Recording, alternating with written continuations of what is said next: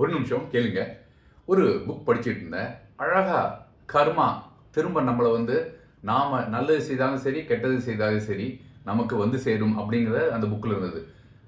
தீமையும் நன்மையும் பிறர் தர வராது அப்படிங்கிற மாதிரி ஒரு பழமொழி இருக்குது, உங்களுக்கு தெரியும்னு நினைக்கிறேன். நீங்கள் பார்த்துட்டு இருக்கிறது Krupa Vibes YouTube channel, KRUPAVIBES.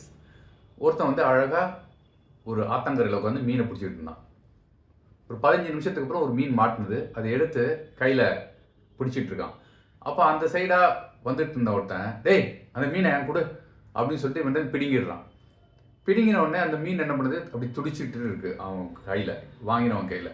அப்போது அந்த கட்டவரில் லேசாக கடிச்சிடுது. அதுக்கப்புறம் சரி மீன் தானே கடிச்சிருக்குன்னு விட்டுறான். அதை ஒரு 3 நாள் கழிச்சு பார்த்தா வலி ரொம்ப ஜாஸ்தியாகி சீழ் கோக்குற மாதிரி ஆகிடுது இதில். அப்போ டாக்டர்கிட்ட போன உடனே டாக்டர் சொல்கிறாரு, நீ இந்த விரலை கட் பண்ணுப்பா, இது விஷம் இருக்குது, கட் பண்ணலைன்னா உனக்கு கஷ்டம் அப்படின்ட்டு. சரின்ட்டு கட் பண்ணி பேண்டேஜ் போட்டுறாங்க. ஒரு 4 நாள் கழிச்சு போனால் இந்த ரிஸ்ட் வரைக்கும் எடுக்கணும், ஏன்னா விஷம் உள்ளே போயிருக்கு அப்படின்ட்டு. சரி 4 நாள் கழிச்சு போனால் அப்பயுமே ஆறவே இல்லை. ஐயோ கையை எடுக்கணும் அப்படின்னு சொல்லிடுறாரு டாக்டர். நீ என்னப்பா தப்பு பண்ணி, அதாவது இப்படி போயிட்டே இருக்கு, இது ஆறாமல் இருக்கு அப்படின்னோடனே அப்போ யோசிக்கிறான், ஆமாங்க ஒருத்தன் மீனை பிடிச்சான், அது அவனோட எஃபர்ட்டு, நான் திருடிக்கிட்டேன், அதை சாப்பிடணும்னு நினச்சேன், அப்போ அந்த மீன் கடிச்சதுன்னொடனே போய் முதல்ல அவனை பாரு, அவன் என்ன செஞ்சான்னு கேளு அப்படின்னு இந்த டாக்டர் சொல்லி அனுப்பிடுறாரு. திரும்பி அவன் தேடி வரான், அவன்கிட்ட எப்படியோ கண்டுபிடிச்சிடறான். பிடிச்சிட்டு, அப்பா நீ என்னப்பா செஞ்ச, நீ என்ன மந்திரவாதியா, எனக்கு பாரு கை வரைக்கும் இப்போ எடுக்கணும்னு சொல்கிறாங்க, அந்தளவுக்கு சிவியராக போயிடுச்சு அப்படின்னோடனே, நான் ஒன்றுமே செய்யலை, நீ என்கிட்ட திருடிட்டு போயிட்ட, எனக்கு தெம்பு இல்லை உன்கிட்ட இருந்து சண்டை போடுறதுக்கு.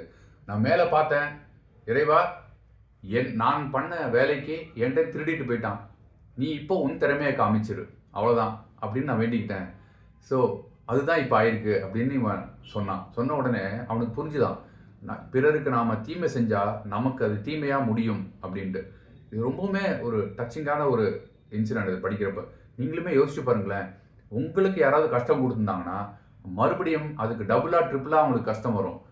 உங்களுக்கு சான்ஸ் இருந்ததுன்னா அதை நீங்கள் கண்கூடாக பார்ப்பீங்க, உணர்வீங்க, இதனால் அது நடக்குதுங்கிறது உங்களுக்கு நல்லாவே தெரிய வரும்.